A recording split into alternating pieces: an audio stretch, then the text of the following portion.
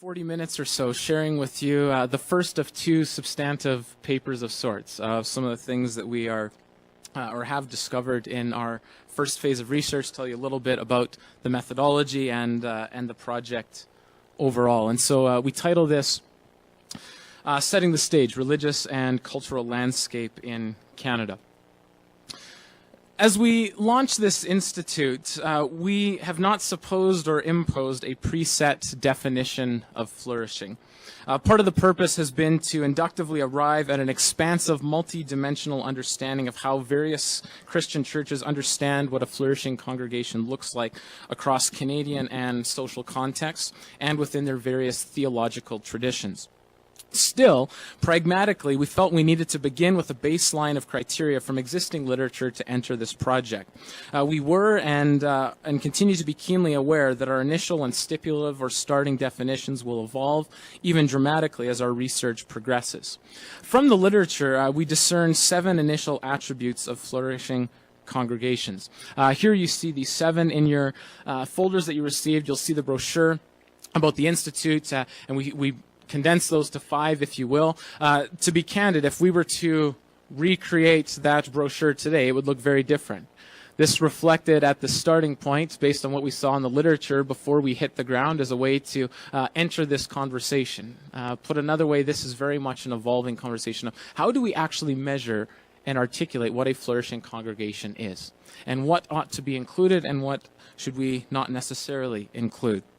So we use these fairly well-known and expressed attributes, indicators, or qualities as starting points for an emerging set of features in our research. Quantitative growth in church attendance, membership, finances, and baptisms. We're going to talk about this a little bit later on, but perhaps the strongest reaction we had in conversing with leaders across this country had to do with numbers.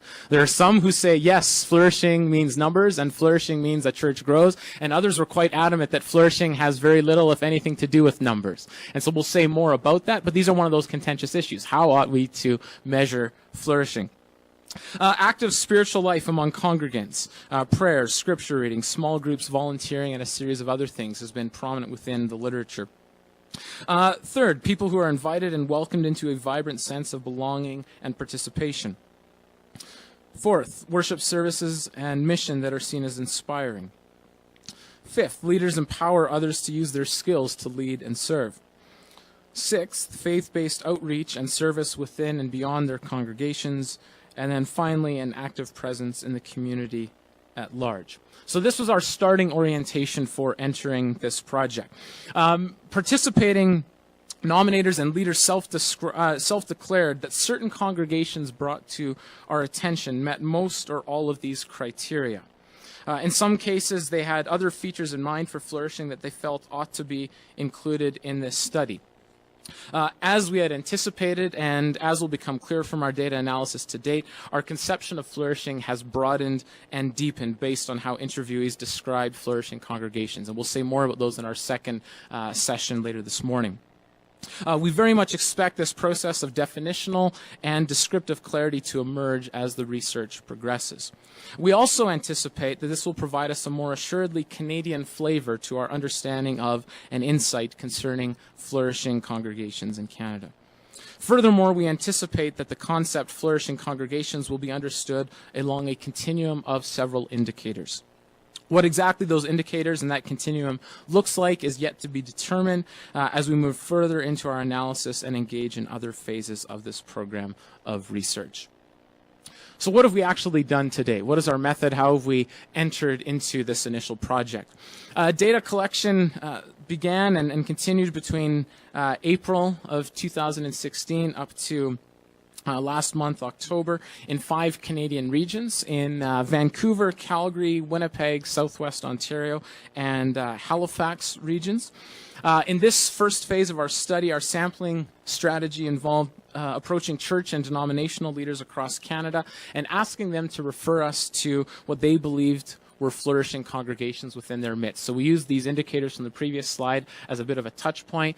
They would look at those and say, there are congregations in our midst who we think meet most of these criteria. Or they may say, I think flourishing should be measured this way. It's not really captured in those 7, but we think it's flourishing, and therefore we think they should participate in this research as giving us an entrance into into those settings.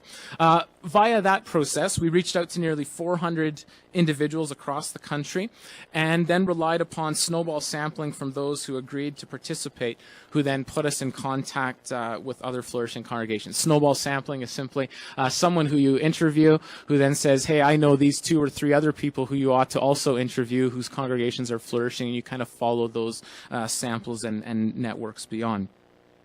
In phase 1 of this study, we conducted 9 focus groups with 66 individuals, and we've interviewed 109 church leaders. So the month of June, we were on the road. We went coast to coast and spent time in a number of churches and coffee shops, etc., meeting with leaders across Catholic, mainline, and conservative Protestant contexts. Our interviews to date include 20 Catholic, 36 mainline Protestant and 46 conservative Protestant leaders. One thing we want to note, probably one of the most difficult and challenging aspects in this initial phase has been increasing our contact within the Catholic community, and this is something that's very important for us with this institute as we look across the continuum. So as we present some of these findings, our interviews continue. We continue to turn over rocks, so to speak, in trying to increase our sample among the Catholic community. But that gives a little bit of context for some of the initial disparity that we see in terms of numbers there. We also interviewed 2 leaders in parachurch organizations who regularly work with leaders of flourishing congregations, plus 5 academics in Canada whose research mainly focus on Christian congregations. Taking an appreciative inquiry approach, our focus group centered on questions such as, when you hear the phrase flourishing congregation, what comes to mind? And this might be one that you could ruminate as we go through the day. When you hear this phrase, what are the things that stand out to you as an entrance point into this discussion? Based on a series of themes discussed in the literature that I noted earlier, we presented those to members of focus groups and asked for their response. What would you add to this list? What's potentially missing? What would be your level of engagement with these features that you see here? We had them reflect on anything distinct in their mind about the Canadian context when they think about flourishing congregations. And those will be the things that I'll present momentarily in this first session of how we think about religious life in Canada and the United States as it relates to congregations. In our 2 sessions this morning, we'll share some of what we've learned to date. Not everything. There is a lot to unpack. In this first session, we'll set the context by exploring how those in our study make sense of the distinct Canadian context for congregational life. And in the second session, we will offer some preliminary observations of how those we interviewed conceptualize what a flourishing congregation looks like or ought to look like in their minds in a Canadian context. To be clear, we are very much at a preliminary stage in analyzing the data from the interviews and the focus groups. We're still coding transcripts. We've worked our way through a number of these, but this is still in process, so you really are getting this live and on the ground as these things are unfolding. But we wanted this opportunity to preview our initial findings through this presentation, and so we hold these things somewhat, we're confident, but we hold them somewhat loosely, and so we welcome your feedback on these things. Social scientific research on congregations reveals that congregations are shaped both by institutional and contextual factors. Here you see a quotation from Hogan Rusin that contextual factors are external to the church. They are in the community, the society, and the culture in which a church exists. A church has little control over them. Institutional factors are internal to the church and are aspects of its life and functioning over which it has some control. For example, contextual factors such as neighborhood demographics, age, ethnicity, education, family status, the economical or political landscape, laws pertaining to religion, religious diversity, the media, all of these things can play a role in growth, decline, or transformation of a congregation. These are contextual and external to local congregations. So too can various institutional variables like leadership, programs, resources, processes, and structures, theology, a congregation's distinct culture, history, and identity. Another way to think about the institutional and contextual factors is theologically, using the image of the church as gathered and scattered. It is the church as gathered where they have control of what happens internally when it comes to the leadership, worship, and discipleship. The church as scattered is where we leave the doors of the church as God's baptized people to go into various contexts in the wider culture to bear the image of Christ, oftentimes not able to control cultural variables to describe reality. Research that explores church growth and decline suggests that church leaders and congregants in growing congregations tend to attribute their growth to internal factors, that is, to things that they control in-house. Conversely, leaders and members of declining congregations are inclined to point toward external variables that they have very little control over to explain their reality. We focused this first session on the church as scattered, those contextual factors related to the religious and cultural landscape in Canada, which helped to set up the overarching conversation about flourishing congregations in Canada. As we launched this institute, a recurring refrain that we heard from many across the country was, "Thank goodness this is a Canadian study." We heard this time and time again. What we wanted to probe is, why that particular statement? What are the cultural assumptions that are at work? Obviously, there is some kind of inference that we must be different in Canada than elsewhere. So what are those assumptions? And we wanted to probe those things further. And I should say, this is a very heartwarming, of course, to us on the Institute, of people are validating and affirming our initiative to understand congregations in Canada. Of course, this has no academic sort of rigor to justify why and how we need to do these kinds of things. And so in this regard, we do turn to the existing data and to the existing sources that many church leaders across country turn to. Most Canadian scholars and church leaders turn to congregational studies in the United States, in the UK, and Australia. As just one example, a denominational leader that we interviewed in a mainline Protestant tradition came to minister in Canada from the United States, and they said, quote, "Of course, stupidly, when I first came here, I thought, well, it's just about transferring the learning from one country to another," and then repeated and muttered, "stupidly." There was this recognition over time that there is something actually different about what is happening in Canada. Existing data, for example, reveals that Canada is far less religious than the United States. Fewer participate in congregations in Canada.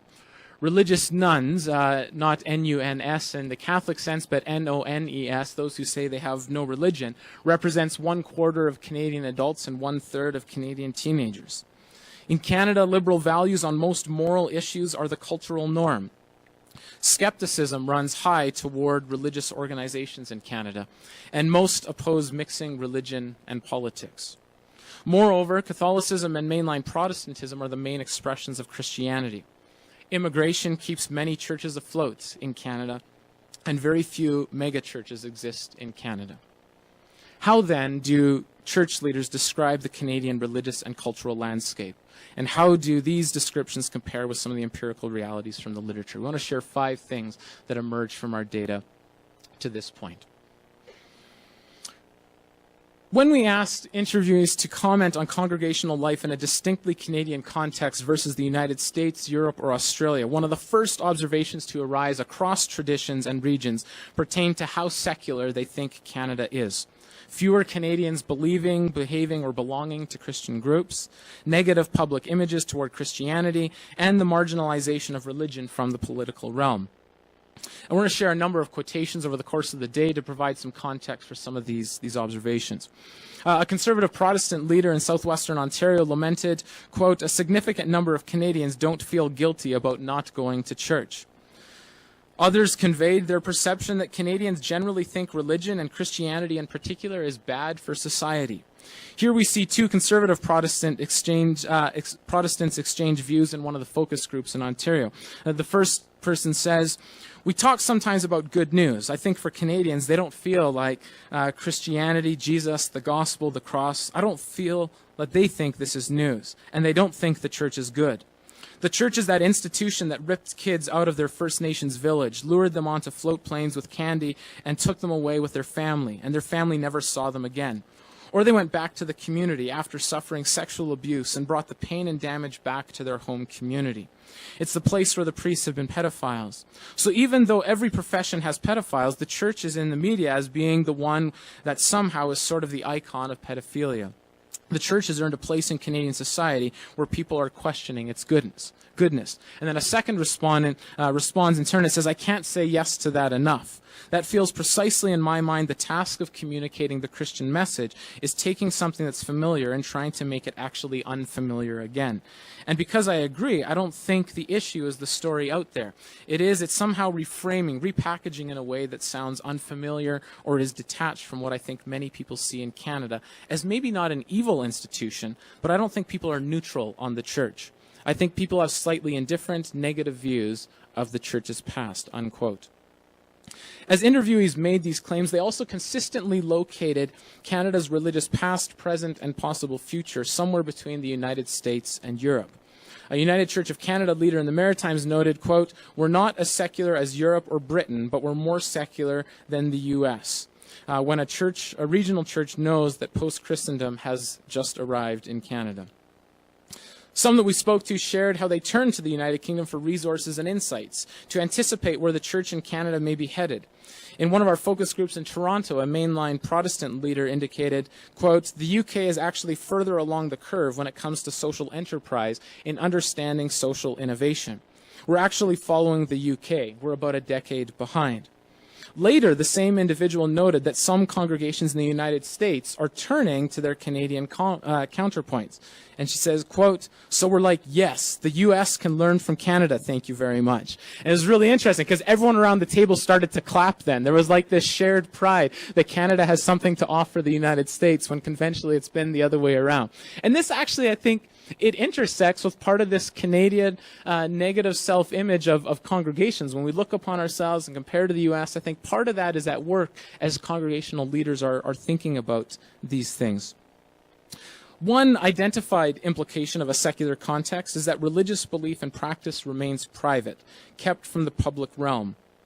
A mainline Protestant pastor in Calgary denoted, quote, I think in the States you can ask people what church they go to. You wouldn't do that in Canada. We're more private. A focus group participant in the Maritimes described his read of Canadians toward religion as, quote, a very private thing. It's not a public conversation. It's not something I need to hear in dinner or when we're having coffee that you know which church I go to and what I think about those things. I hold those cards close to my chest, unquote. A Catholic leader in Calgary stated, Canada is more passive and less outspoken. A conservative Protestant pastor in Ontario declared in a focus group, I spent a year discipling some young adults who found it even difficult to even self-identify publicly as Christian in work situations and social networks. So a whole lot of social pressure to keep their identity to themselves, let alone even talking about it. Statements such as these frequently intersected with reflections about religion and politics, which the literature shows is one of the major differences between Canada and the United States. A United Church of Canada leader in Halifax reflected during a focus group discussion, quote, I can't get over how many times I hear somebody in church say religion and politics are two separate things, which is hilarious to think of the gospel not being political. A Catholic leader in Halifax says during an interview that Canadians tend not to link Christianity with a specific political party.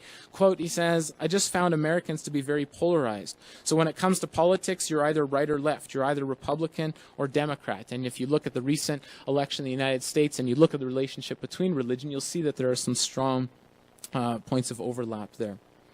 Another leader in the Maritimes illustrated the Canadian distinctive well. Quote, I can still remember the shock and gasps when Stephen Harper completed a speech with God Bless Canada, because our politicians just don't do that normatively. And so we heard all kinds of reflections about this that compared the religious and political landscape in Canada with what you hear in the United States. Reflective of the historical, cultural, religious, and political differences between Canada and the United States, an Anglican leader in Toronto spoke about a conservative-oriented Episcopalian preacher visiting from the United States who, quote, could not figure out how this congregation could consistently vote NDP. For him, there was an identity between Republican values and evangelical Christianity. In sum, participants in this study described Canada as a very secular society, distinguished from the United States most in terms of the separation between religion and politics. In many ways, these reflections are strongly correlated with the next substantive topic to arise in our research to date, Canadian values for diversity, inclusivity, and tolerance.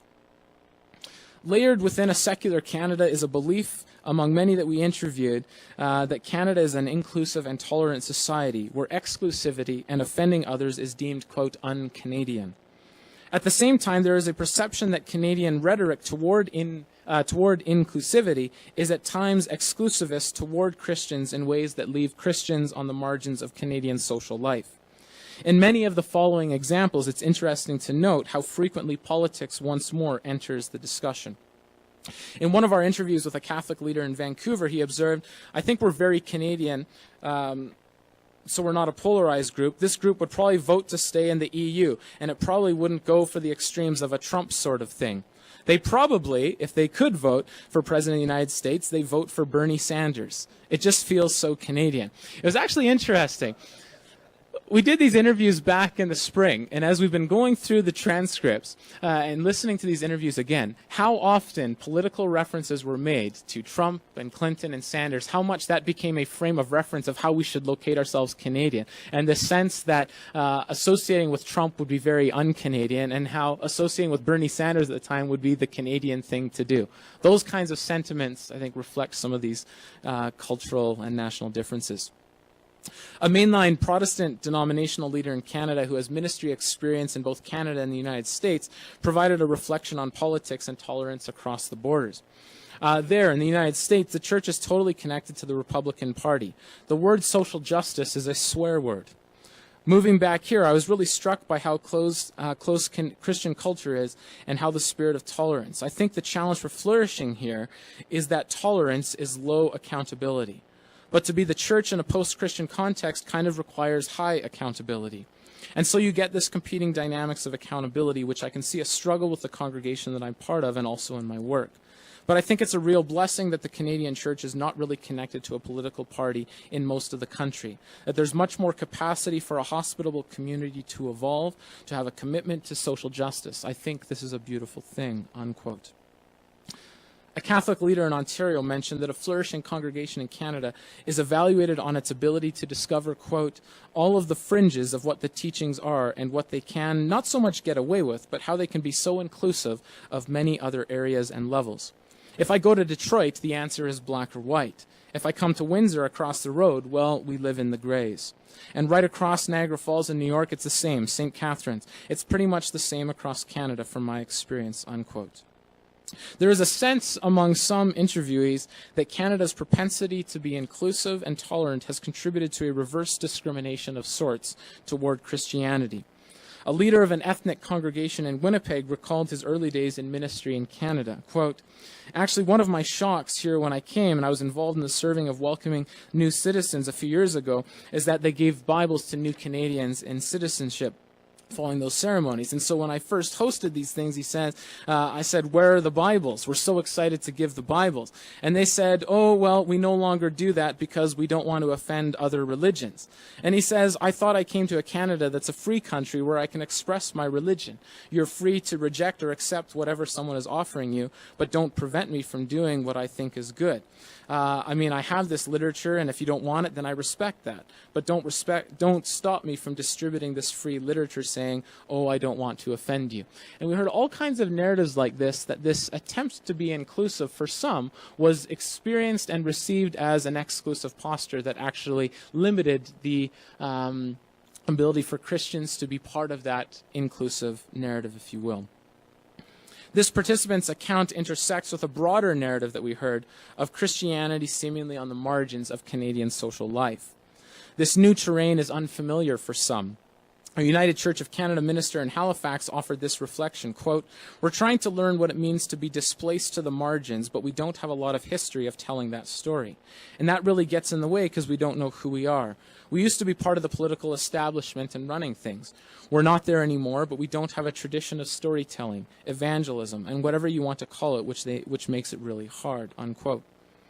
A denominational leader in the Anglican Church of Canada discussed the challenges that arise from the margins. Quote, we're not invited into the conversation and discourse. For example, the big topic of physician-assisted death.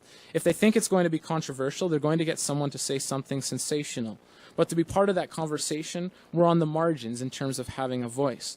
And we have to fight our way into having a voice about issues that affect the people that we minister to and with. but we want to be involved in that conversation about who we are and what we hold and value and why. And how does that speak to us as a people of faith, unquote. Others, like the following mainline Protestant leader, extended this sentiment further, suggesting that other religious traditions are given preferential treatment in society over and against Christians. Quote, "The larger society is actively casting us off, is actively moving us to the margins. For example, I think that it would be much more likely that a Shambhalic Buddhist would be invited to do something in the midst of a civic ritual or ceremony. Or now an Aboriginal person, a Mi'kmaq person, would be much more likely to give leadership in some kind of a civil ritual than a church leader," unquote. Several respondents framed this as this Canadian context as a great opportunity to minister from the margins of Canadian social life. And here what's important sociologically is thinking about how do people then legitimate the experiences? How do they use those experiences to then frame both their discourse and their actions and orientation as a group moving forward? Some respondents made biblical comparisons to Jesus and Christianity on the whole that, in their view, seemingly flourished best from the margins rather than the center of social and cultural life. During one of our focus groups in Ontario, a respondent encouraged all in the group to, quote, "look around at the church on the borderland versus the church at the center. We have to figure out how it is we serve on the borderland, which is historically where church has been the best." And I think those are all fairly unique Canadian opportunities, unquote. During a focus group in Calgary, a conservative Protestant leader signaled, quote, "I was down in the United States for a couple of years not too long ago. To hear the cultural conversation there was interesting. Hearing them feel like, oh, the church is going to go into exile because the country is becoming less Christian." And I was like, dude, get over it. It's actually a good thing. It's fine. Bringing it back to Canada then, he says, "It feels that the assumption is that we're not in a Christian culture. We're in a post-Christian culture in a lot of ways. And that actually creates opportunity once you start thinking of it that way. There's actually more space," unquote. A respondent in a focus group in Winnipeg expressed his reflections on the opportunity of ministering from the margins. Quote, "For me, it's the advantage of knowing you're in exile. I think of most of my family who's American, and they're dealing with kind of the falling of the empire, and they're trying to hang on. It's so much more difficult for them, I think, to actually have an integrated, growing, vibrant spiritual life or faith. In a backdrop that's just so gray and kind of loosely Christian, but not really identifiably so. So I think that's a really huge advantage in Canada." Later, we'll see some of the specific ways that respondents link living in exile in a tolerant and diverse social context with their understanding of what it means to be a flourishing congregation in Canada in the 21st century. These kinds of narratives help to shape and inform what they think counts and doesn't count as a flourishing church. Third, cooperation versus competition. Part of the Canadian ethos for inclusivity translates into the assertion among some leaders that Canadian congregations are far more cooperative and collaborative versus those in the United States. Such collaboration takes on multiple forms, from partnering with other congregations within one's denomination, to collaborating with congregations in other Christian traditions, to coming together with other faith groups altogether, to partnering with various secular agencies toward a common cause that will benefit one's community. I'm not going to go through, for the sake of time, a whole series of quotations that we heard along these lines. I think we've talked about as a research team that following today, we'll perhaps post these manuscripts in full detail via the resources link on our webpage, so you can certainly read up and follow up on some of those in greater detail. But there is this sense that in Canada, we cooperate more than we do compete with other religious groups, which is interesting in a sociological sense. This very much intersects with a long-standing theoretical argument in sociology of religion that says that groups which exist in a competitive religious marketplace are positioned to thrive as they seek to sharpen their religious product and supply of religion. It is in and through competition that actually contributes to flourishing. How do those kinds of narratives intersect with this perception, at least among church leaders, that they seek to cooperate rather than, to use sort of less politically correct terms, to steal sheep from the church down the road? How do those things play themselves out? And so we want to test some of those things as this project develops further. Immigration. It's no secret that one of the hallmarks of Canadian social life is its openness to immigration and multiculturalism, broadly speaking. As a Catholic leader in Vancouver stated, diversity, I think, is a very positive component of parish life, because basically that reflects what Canada is when you think about it. Later this morning, we'll explore interviewee beliefs regarding the sociological and theological ties between diversity and flourishing congregations. For now, we simply want to highlight a couple of the implications that immigration has for congregational life. Most obviously, as immigration to Canada from the global south and east continues to rise from places where the global epicenter of Christianity exists, Canadian congregations benefit, particularly in Catholic and some conservative Protestant settings. If you've had a chance to access Dr. Reg Bibby's latest work on Catholics in Canada, talks about the strong link between immigration and some of the things we see in Catholic settings. A Catholic priest in Vancouver, characteristic of many stories that we heard across Catholic context, proclaimed, quote, "In Vancouver, I think we've got about 30 national parishes. You know, like the Croatians, the Italians, the Poles, you know, we've got about 30 different parishes, 6 different Chinese parishes, I think, right now, and a Korean parish. So we emphasize more the cultural values of the people, and once they come here, they still have their own worshiping congregations and their languages and stuff. I think that's one of the ways that we're very different," he says. Part of the Canadian belief is that immigrants can come as they are without the need to necessarily or fully assimilate, which extends to congregational life, and we see this in some respects here. Of course, other congregations are impacted via immigration and multi-ethnic church and congregational settings, and we'll say more about those things later on as well. A recurring refrain that we heard among interviewees was that foreign-born Christians appear to be more conservative and countercultural to Canadian values than are Canadian-born Christians. Some leaders went as far as to lament that Canadian-born Christians were not more countercultural and conservative in their religious attitudes and behaviors. An Anglican leader in Toronto shared, quote, "My congregation, we have at least 29 nations represented, and the people with the strongest biblical worldview are immigrants. They're not homegrown, generally speaking. The people who are homegrown adopted the secular values, and that's why we have the most liberal abortion, lack abortion laws in the world as well, our stance on euthanasia, plus a number of other items." And he goes on to compare these fairly strong conservative views among recent immigrants to Canada. A Catholic interviewee reinforces similar ideas, noting that Catholicism in Canada would struggle much more deeply if it were not for immigration. Quote, "Right now, the main thing in the Catholic Church is immigration. You know, like in 10 years, I think almost 500,000 Catholic immigrants, and that's the reason why we're growing, because the birth rate is going to flatten out pretty soon, and the immigrants, they are providing life into our local congregations." Here we see some of that interplay of the external and contextual factors that contributes to local congregational life. And research certainly supports the relationship between these two things, particularly among recent immigrants and having a more conservative orientation toward their faith. And we'll say more of these things later.